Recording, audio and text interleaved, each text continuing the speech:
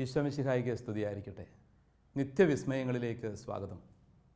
വിശുദ്ധ ബെർണദീത്ത സുബിറോസ് 1844 ജനിച്ച് 1879 നിത്യതയിലേക്ക് യാത്രയായ വലിയ വിശുദ്ധ. ഈ പുണ്യവതിക്ക് പരിശുദ്ധ അമ്മയുടെ സവിശേഷമായ ദർശനം ലഭിക്കുവാനുള്ള ഭാഗ്യമുണ്ടായവളാണ്.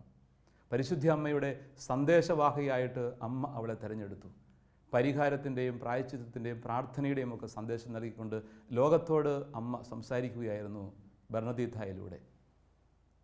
ഫ്രാൻസിലെ ലൂർദിൽ 19-ാം നൂറ്റാണ്ടിൻ്റെ മധ്യഭാഗത്ത് ജനിച്ച ഒരു വ്യക്തി. അന്ന് ലൂർദ് ഏതാണ്ടൊരു ഗ്രാമപ്രദേശമാണ്. തികച്ചും സാധാരണക്കാർ ജീവിക്കുന്ന ഗ്രാമീണതയുടെ പര്യായമായ ഒരു സ്ഥലം.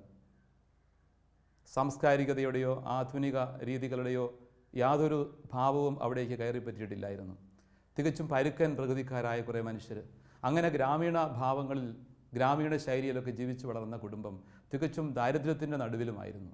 പലതുകൊണ്ടും അവർക്ക് കാര്യമായ സമ്പാദ്യമൊന്നും ഉണ്ടായിരുന്നില്ല. ഫ്രാൻസിസ് സുബിറോസിൻ്റെയും ലൂയിസ കാസ്ട്രോഡയുടെയും മകളായിട്ടാണ് ബെർണദീത്ത ജനിക്കുന്നത്. ഫ്രാൻസിസിന് ചെറിയൊരു തൊഴിലുണ്ടായിരുന്നു. പക്ഷേ അദ്ദേഹത്തിന് ഭാവിയെക്കുറിച്ച്, കുടുംബത്തെക്കുറിച്ച് വലിയ സ്വപ്നങ്ങളൊന്നും ഉണ്ടായിരുന്നില്ല. എങ്ങനെയെങ്കിലുമൊക്കെ ജീവിതം മുമ്പോട്ട് പുലർത്തണം എന്നൊക്കെ ചിന്തിച്ചു പോയതേ ഉള്ളൂ. ഏതായിരുന്നാലും ആ യാത്രയുടെ വഴിയിൽ അദ്ദേഹത്തിന് ജോലിയും നഷ്ടപ്പെട്ടു. അങ്ങനെ കുടുംബം വല്ലാത്തൊരു പട്ടിണിയിലേക്കും ദുരിതങ്ങളിലേക്കൊക്കെ കടന്നു വരികയാണ്. എല്ലാ തരത്തിലും കഷ്ടപ്പാടുകൾ നിറഞ്ഞ കുടുംബത്തെ സഹായിക്കാൻ ചെറുപ്പം മുതലേ ബെർണദീത്തായ്ക്ക് ജോലിക്ക് പോകേണ്ടി വന്നു. ആടുമേയ്ക്കലിനൊക്കെ അവൾ തന്നെ വിട്ടുകൊടുക്കേണ്ട ഒരു സാഹചര്യം ഉളവാകുന്നു. അങ്ങനെ ചെറുപ്പം മുതലേ കൂലിപ്പണി ചെയ്ത് കുടുംബം പുലർത്തുന്നതിന് തൻ്റെതായ രീതിയിൽ സഹായിക്കാനുള്ള ഒരു ചുമതല കൂടി ബെർണദീത്തായ്ക്ക് നൽകപ്പെട്ടു.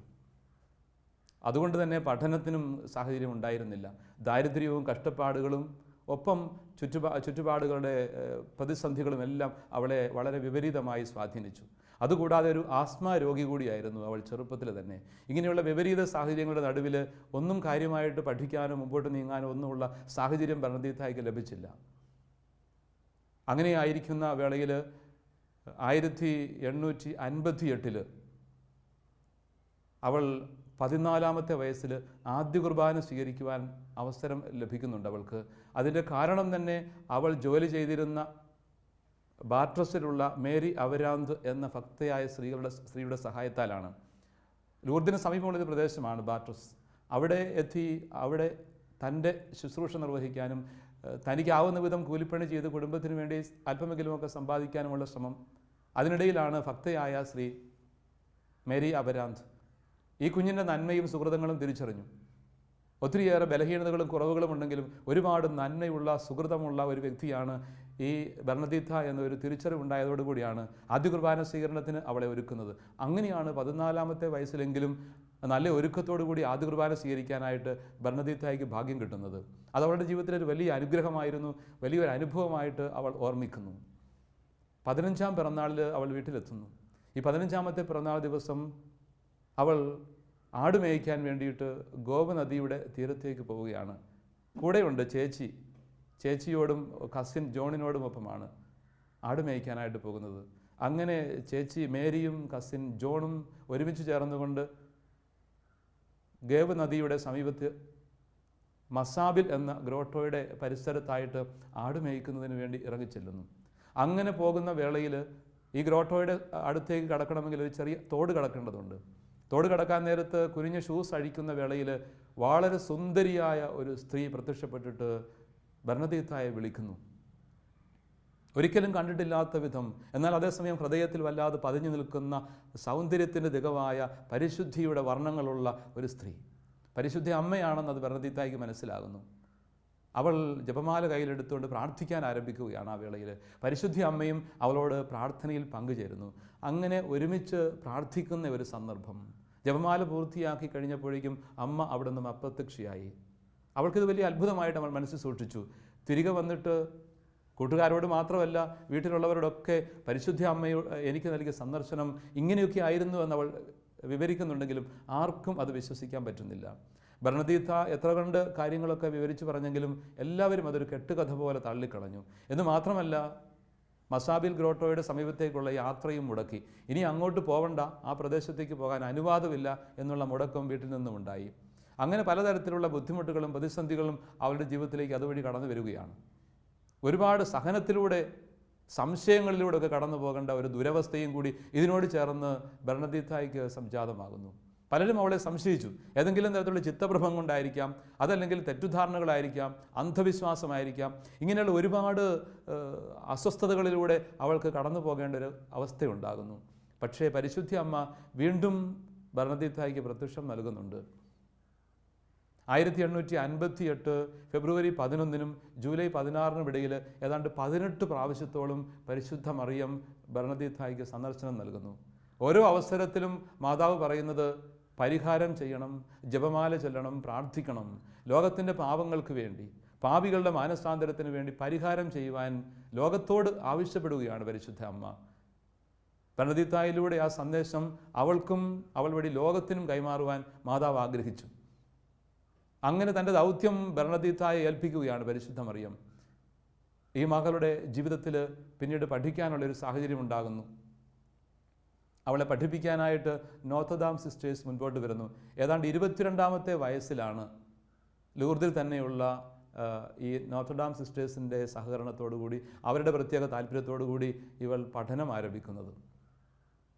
നോർത്തഡാം സിസ്റ്റേഴ്സ് വളരെ വിഖ്യാതരായ വിദ്യാഭ്യാസ മേഖലയിൽ, വിദ്യാലയ പ്രേക്ഷിത മേഖലയിൽ വളരെയധികം സംഭാവനകൾ നിർവഹിച്ചിട്ടുള്ള ഒരു സന്യാസ സമൂഹമാണ്. ഈ സിസ്റ്റേഴ്സിൻ്റെ പ്രത്യേക സഹായത്തോടു കൂടി പഠനം മുൻപോട്ട് നീങ്ങുന്നു. പിന്നീട് അവൾക്ക് തന്നെ ബോധ്യപ്പെടുന്നു, എൻ്റെ ജീവിതം തമ്പുരാന് വേണ്ടി സമർപ്പിതമായിരിക്കണം, പരിശുദ്ധ അമ്മയുടെ സന്ദേശം ലോകത്തെ അറിയിക്കാൻ വേണ്ടി ദൈവത്തിന് തന്നെ വിട്ടുകൊടുക്കണം എന്ന് അവൾ വിചാരിക്കുകയാണ്. നോർട്ടർഡാം സിസ്റ്റേഴ്സിൻ്റെ തന്നെ കോൺവെൻറ്റിൽ അവൾ അംഗമായി ചേരുന്നു.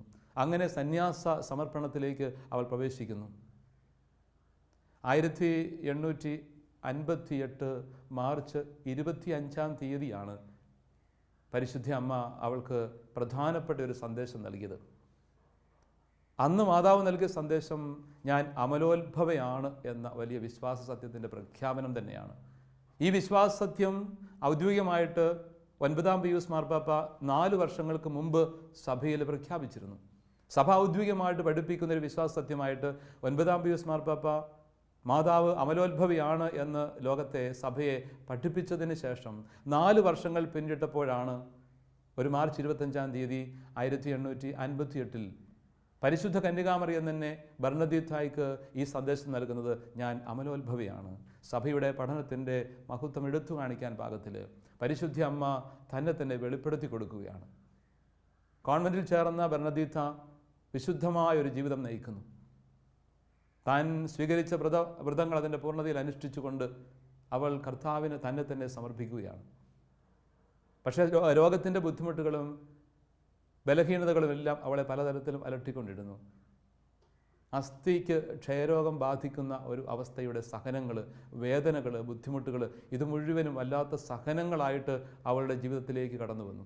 എന്നാൽ ഈ സഹനങ്ങളെക്കുറിച്ചൊന്നും അല്പം പോലും പഴിക്കാതെ, ഒട്ടും പരിഭവിക്കാതെ, അതിനെക്കുറിച്ചൊക്കെ ദൈവത്തെ മഹത്വപ്പെടുത്തിക്കൊണ്ട്, ദൈവത്തെ സ്തുതിച്ചുകൊണ്ട് അവൾ തൻ്റെ ജീവിതം സമർപ്പണത്തിൻ്റെ വഴിയിൽ മനോഹരമായിട്ട് മുൻപോട്ട് നയിച്ചു.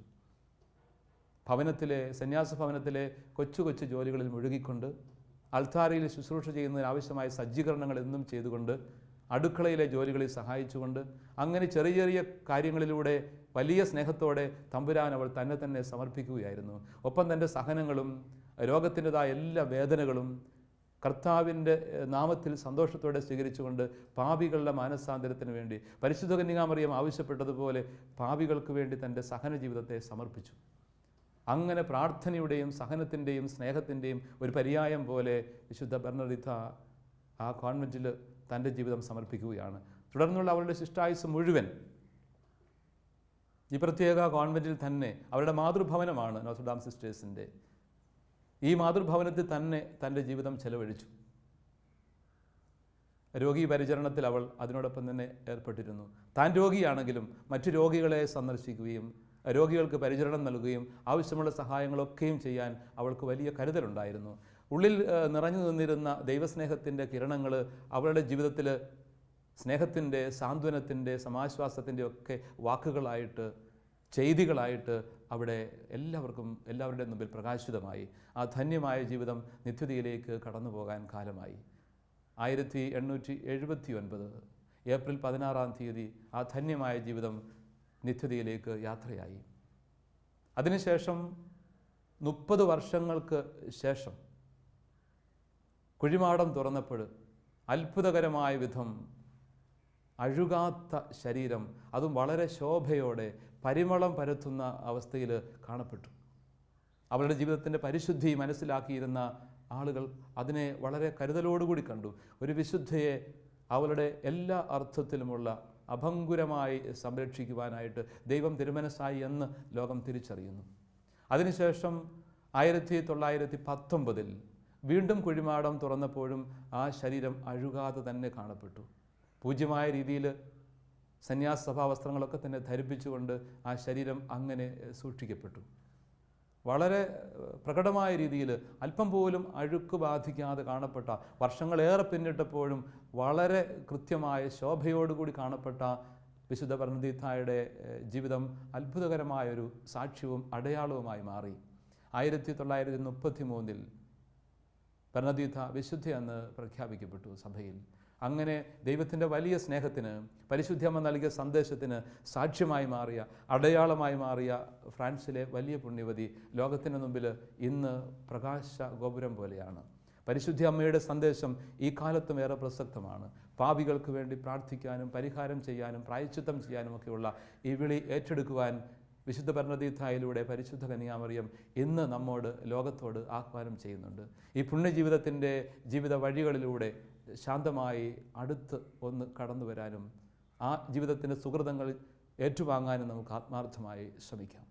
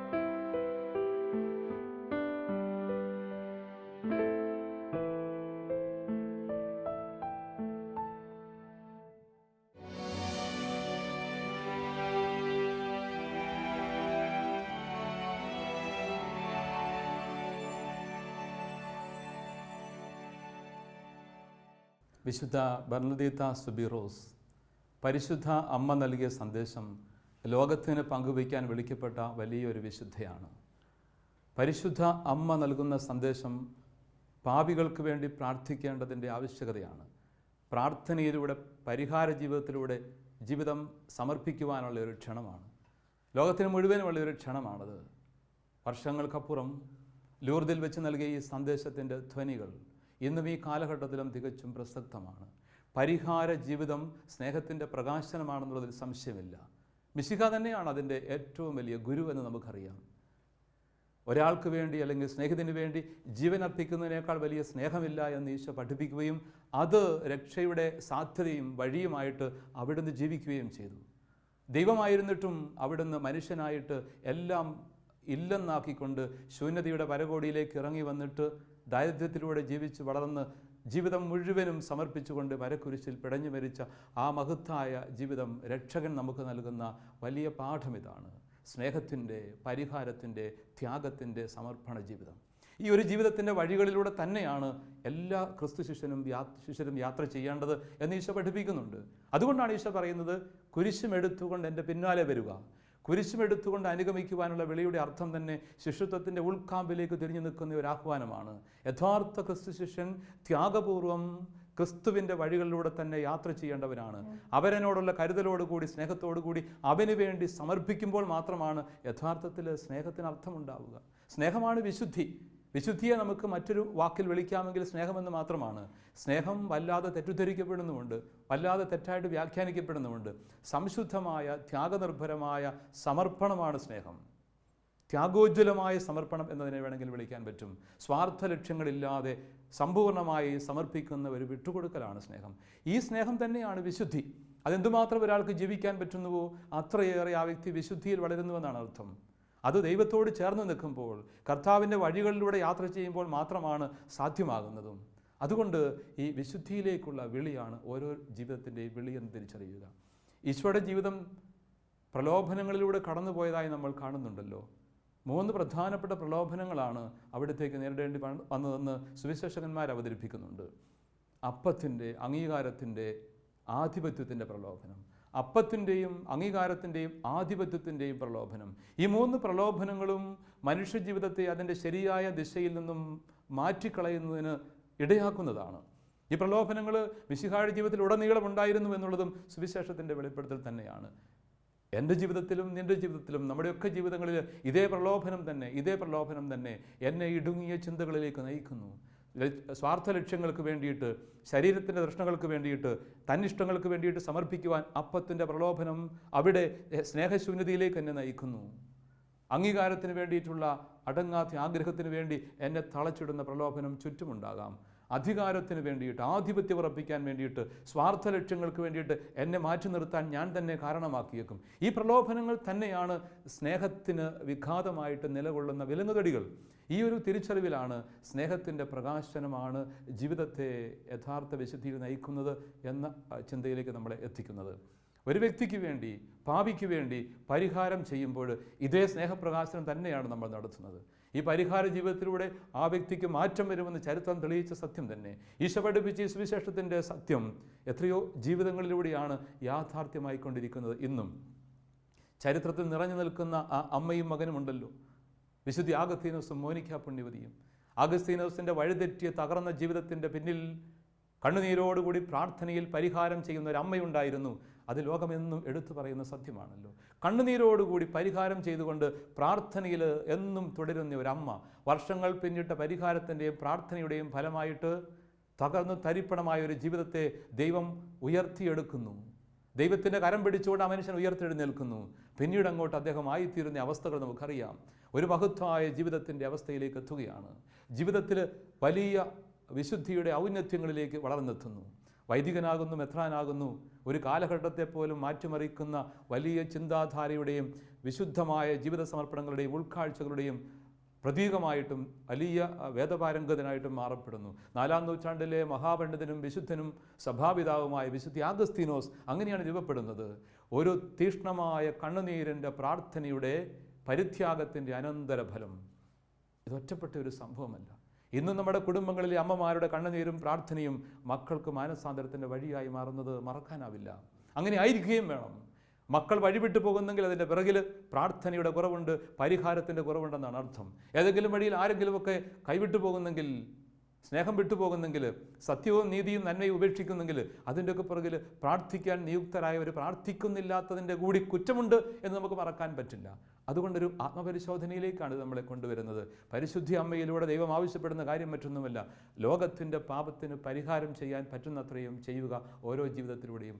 ആ സ്നേഹപ്രകാശനത്തിലൂടെ, നിരന്തരമായ പ്രാർത്ഥനയിലൂടെ, നിരന്തരമായ ജപമാലയിലൂടെ കർത്താവ് എന്നെ ഏൽപ്പിച്ച ദൗത്യം ഞാൻ നിർവഹിക്കുമ്പോൾ എൻ്റെ ജീവിതം സാർത്ഥകമായി, അനുഗ്രഹീതമായി. പരിശുദ്ധ അമ്മയെക്കുറിച്ച് കൂടി നമുക്കൊന്ന് ചിന്തിക്കാം. പരിശുദ്ധ അമ്മ ഒരു അടയാളമാണ്. പരിശുദ്ധ അമ്മ ദൈവസ്നേഹത്തിൻ്റെ ഒരു ദൂതികയാണ്. പരിശുദ്ധ അമ്മ നമുക്ക് അമ്മയാണ്. അമ്മയും അടയാളവും മധ്യസ്ഥയുമായ ഈ പരിശുദ്ധ മറിയത്തെ മറന്നുകൊണ്ട് ഒരു ക്രൈസ്തവ ജീവിതം ആവില്ലെന്ന് തന്നെ വേണമെങ്കിൽ പറയാൻ പറ്റും. അതിന് പരിമിതികളുണ്ടെന്ന് ചിന്തിക്കേണ്ടി വരും. പരിശുദ്ധ അമ്മ ഈശോയുടെ അപ്പസ്തലന്മാരുടെ കൂടെ നിന്ന വ്യക്തിയാണ്. അപ്പസ്തോലിക സമൂഹത്തിൽ തന്നെ അമ്മയുണ്ടായിരുന്നു. പരിശുദ്ധാത്മാവ് ഇറങ്ങി വരുന്ന വേളയിൽ പരിശുദ്ധ അമ്മയും അപ്പസ്തോലന്മാരും ഒരുമിച്ചിരുന്ന് പ്രാർത്ഥിച്ചുകൊണ്ട് ഒരു പുതുചൈതന്യത്തിലേക്ക് പ്രവേശിക്കുന്നു. സഭയുടെ തുടക്കത്തിൽ അമ്മയുണ്ട്. സഭ പിറന്നു വീഴുമ്പോൾ അപ്പസ്തോലന്മാരുടെ സമൂഹത്തിൽ അമ്മയുണ്ടെന്ന് ഓർത്തിരിക്കണം. അതുകൊണ്ട് അമ്മയുടെ സാന്നിധ്യം സഭയുടെ തുടക്കം മുതൽ അങ്ങോട്ട് 21-ാം നൂറ്റാണ്ടിലും തുടരുകയാണെന്നുള്ള വലിയ സത്യം നമുക്കൊരിക്കലും മറക്കാതിരിക്കാം. അമ്മയുടെ സമർപ്പണത്തിൻ്റെ വഴികൾ, അമ്മയുടെ ജീവിതത്തിൻ്റെ ശൈലികൾ എത്ര മനോഹരമാണെന്ന് വചനത്താളുകളിലൂടെ നമ്മൾ തിരിച്ചറിയുന്നുണ്ട്. ഇതാ കർത്താവിൻ്റെ ദാസി, അങ്ങയുടെ വാക്കെന്നിൽ നിറവേറട്ടെ എന്ന് പറഞ്ഞുകൊണ്ട് ദൈവചിത്തത്തിന് പൂർണ്ണമായി വിട്ടുകൊടുക്കുന്ന ഈ അമ്മ സമർപ്പണത്തിൻ്റെ അത്യുദാത്ത മാതൃകയായിട്ട് നിലകൊള്ളുകയാണ്. അതിന് പര്യായമായിട്ട് മറ്റൊന്നും പറയാനില്ല. പകരക്കാരായിട്ട് ആരും നിൽക്കാനുമില്ല. ഈ അമ്മയുടെ ജീവിതം സമർപ്പണത്തിൻ്റെ വഴികളിലേക്കാണ് നമ്മളെ എത്തിക്കുന്നത്. ദൈവചിത്തത്തിൻ്റെ മുമ്പിൽ 100% ഉത്തരം പറയുന്ന, യേസ് എന്ന് പറയുന്ന, ആമേൻ എന്ന് ഉച്ചരിക്കുന്ന അമ്മ പിന്നീട് അങ്ങോട്ട് ജീവിതത്തിൻ്റെ അവസാന ശ്വാസം വരെ അങ്ങനെയായിരുന്നു. ഈ ഭൂമിയിൽ അവളുടെ ജീവിതം അതിൻ്റെ പൂർണ്ണതയിൽ ദൈവസന്നിധിയിലേക്ക് യാത്രയാകുന്ന നിമിഷം വരെയും അവൾ സ്വർഗാരോപിതയാകുന്ന ആത്മശരീരങ്ങളോടെ സ്വർഗാരോപിതയാകുന്ന വേളയിൽ വരെയും അത്രയും നീളുന്ന ആ ജീവിതത്തിൻ്റെ വഴികളിലൊന്നും ഒരു അണുവിട പോലും വ്യതിചലിക്കാതെ വചന വഴിയിലൂടെ യാത്ര ചെയ്ത മഹത്തായ ജീവിതം ഒറ്റപ്പെട്ട ഒരു വെളിപ്പെടുത്തലിൻ്റെ അടയാളം എന്നൊക്കെ പറയാൻ പറ്റും. ഈ പരിശുദ്ധ അമ്മ എലിസബത്തിനെ സന്ദർശിക്കുന്ന വേളകളൊക്കെ എത്രയോ ഹൃദ്യമാണ്, എത്രയോ അനുഗ്രഹീതമാണ്. ഉദരത്തിൽ വഹിക്കുന്ന ശിശുവിനെയുമായിട്ട് പരിശുദ്ധാത്മാവിൽ നിറഞ്ഞ അമ്മ എലിസബത്തിൻ്റെ ഭവനത്തിലേക്ക് വിനീതയായിട്ട് നടന്ന് എത്തുമ്പോൾ 90ഓളം മൈൽ യാത്ര ചെയ്ത് അയൻകരീമിൽ എത്തിച്ചേരുമ്പോൾ അമ്മയെ കാണുന്ന ഈ ഇളയമ്മ എലിസബത്ത് പറയുന്ന വാക്കുകൾ, എൻ്റെ കർത്താവിൻ്റെ അമ്മ എൻ്റെ അടുത്ത് വരാനുള്ള ഭാഗ്യം എനിക്ക് എവിടുന്ന്? അതിനേക്കാൾ വലിയൊരു ബഹുമതി എന്താണ്? ദൈവകൃപ നിറഞ്ഞവളെ സുസ്തി എന്ന് പറഞ്ഞുകൊണ്ട് മാലാഹ ഉച്ചരിച്ച വാക്കുകൾ, അതിനുശേഷം ഇളയമ്മയായ എലിസബത്തിൻ്റെ വാക്കുകൾ വചനഗ്രന്ഥത്തിൽ ലിഖിതമായിരിക്കുന്നത്, എൻ്റെ കർത്താവിൻ്റെ അമ്മ എൻ്റെ അടുത്ത് വരാനുള്ള ഭാഗ്യം എനിക്ക് എവിടെ നിന്ന്?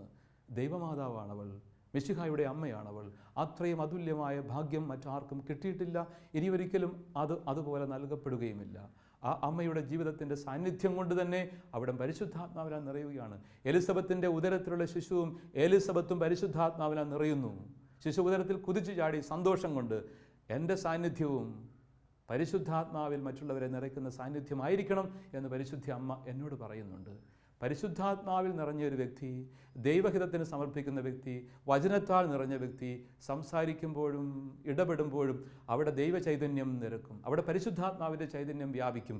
അങ്ങനെ സ്നേഹത്തിൻ്റെ സാന്ത്വനത്തിൻ്റെ നിറവായിട്ട് നമ്മുടെ ജീവിതവും മാറുമെന്നുള്ള വലിയ അടയാളമാണ് മാതാവ്. കുരിശുചുവട്ടിലെത്തി നിൽക്കുന്ന അമ്മ തളർന്നു വീഴുന്നില്ല ഒരു ക്ഷണം പോലും. അവളുടെ ജീവിതത്തിൻ്റെ വഴികളിൽ സഹനങ്ങളുടെ യാത്രയാണ് അവൾ നടത്തുന്നത്. കഷ്ടതകളുടെ, ദുരിതങ്ങളുടെ, സഹനങ്ങളുടെ, പട്ടിണിയുടെ ഒക്കെ യാത്രയുണ്ട്. ആ കഷ്ടപ്പാടിൻ്റെ വഴിയിലൊക്കെ ദൈവഹിതത്തോട് ഹൃദയം ചേർത്ത് വെച്ചുകൊണ്ട് നടന്നു നീങ്ങുന്ന അമ്മ വളരെ വ്യത്യസ്തയാണ്, വേറിട്ടവളാണവൾ.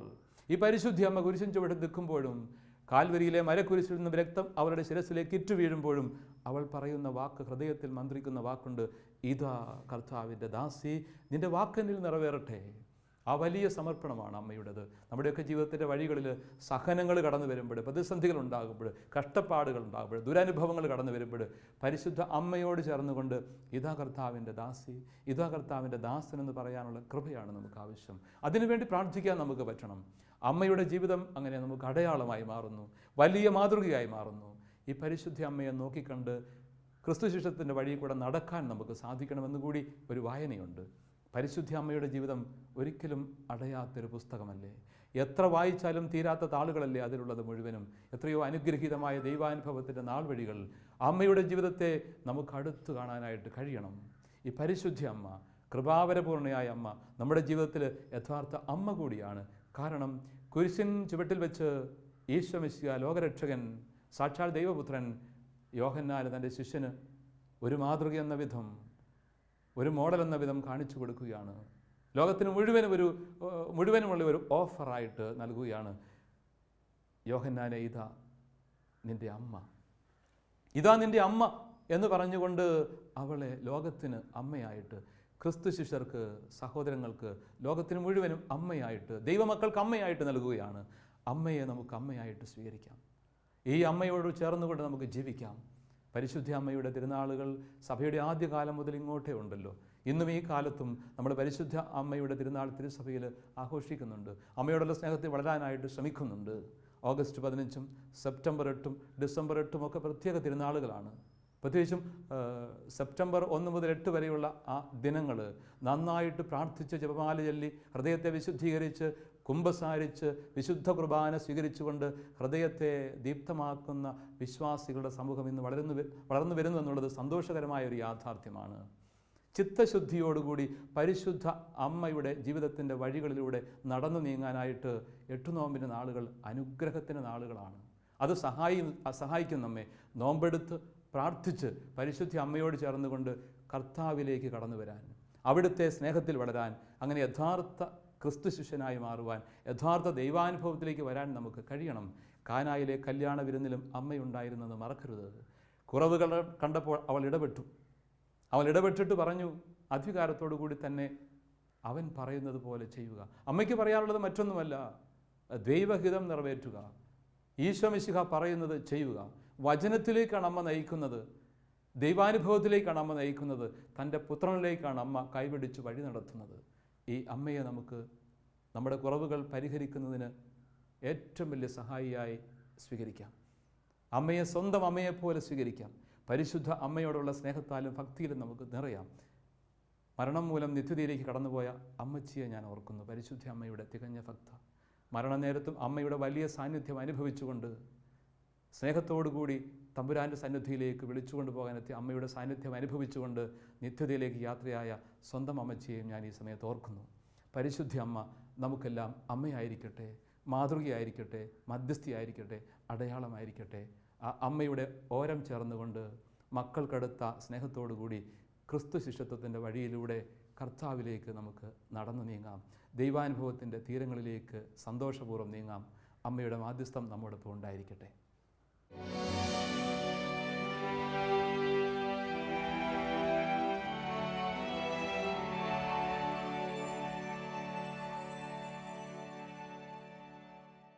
മിഴിപൂട്ടി നമുക്ക് ദൈവസന്നിധിയിലേക്ക് തിരിയാം. നല്ല ദൈവമേ, തിരുസന്നിധിയിൽ ഞങ്ങളെ പൂർണ്ണമായി സമർപ്പിക്കുന്നു. വിശുദ്ധ ബർണഡീത്തായെ അങ്ങ് ഞങ്ങൾക്ക് മാതൃകയും മധ്യസ്ഥയുമായി നൽകിയല്ലോ. പരിശുദ്ധ അമ്മയുടെ പ്രത്യേക ദർശനം ലഭിച്ചുകൊണ്ട് ലോകത്തിന് സന്ദേശം നൽകുവാൻ നിയുക്തിയായ ഈ പുണ്യവതിയെ ഓർത്ത് അങ്ങേക്ക് നന്ദി പറയുന്നു. പാപികളുടെ മാനസാന്തരത്തിന് വേണ്ടി പ്രാർത്ഥിക്കാനും ജപമാല ചൊല്ലാനും പരിഹാര പ്രവർത്തികൾ അനുഷ്ഠിക്കാനും അവിടുന്ന് ഈ പുണ്യവതിയിലൂടെ ലോകത്തോട് സംസാരിച്ചതിനെ ഓർത്ത് നന്ദി പറയുന്നു. ഞങ്ങളുടെ കൊച്ചു ജീവിതങ്ങൾ അർത്ഥപൂർണ്ണമായി വിശുദ്ധിയിൽ ജീവിക്കാൻ, പാപത്തിൽ നിന്ന് അകന്നു ജീവിക്കാനും പാപികൾക്ക് വേണ്ടി പരിഹാരം ചെയ്തുകൊണ്ട് ജീവിക്കാനും ഞങ്ങൾക്കിടയാവട്ടെ. അങ്ങനെ പ്രാർത്ഥനയുടെയും പരിഹാരത്തിൻ്റെയുമായ ജീവിതം നയിച്ച് ഞങ്ങൾ ജീവിക്കുന്ന സാഹചര്യങ്ങളിൽ നന്മയുടെ, വിശുദ്ധിയുടെ പരിമളം പരത്തുവാൻ, സ്നേഹത്തോടെ വർദ്ധിക്കുവാൻ, സുഹൃത സമ്പന്നമായ ജീവിതത്തിലൂടെ അങ്ങയെ മഹത്വപ്പെടുത്തുവാൻ ഞങ്ങളെ ഓരോരുത്തരെയും അനുഗ്രഹിച്ചാലും പരിശുദ്ധ അമ്മയോടുള്ള സ്നേഹവും അമ്മയോടുള്ള ഭക്തിയും കൂടുതൽ വളർന്നു വരുവാൻ ഞങ്ങളുടെ ജീവിതത്തിലൂടെ മറ്റുള്ളവർക്കും ഇടയാവട്ടെ. അമ്മയായ പരിശുദ്ധ കന്യകാമറിയമേ, ഞങ്ങൾക്ക് വേണ്ടി മാധ്യസ്ഥം പ്രാർത്ഥിക്കണമേ. പിതാവും പുത്രനും പരിശുദ്ധാത്മാവുമായ സർവേശ്വര എന്നേക്കും ആമേൻ.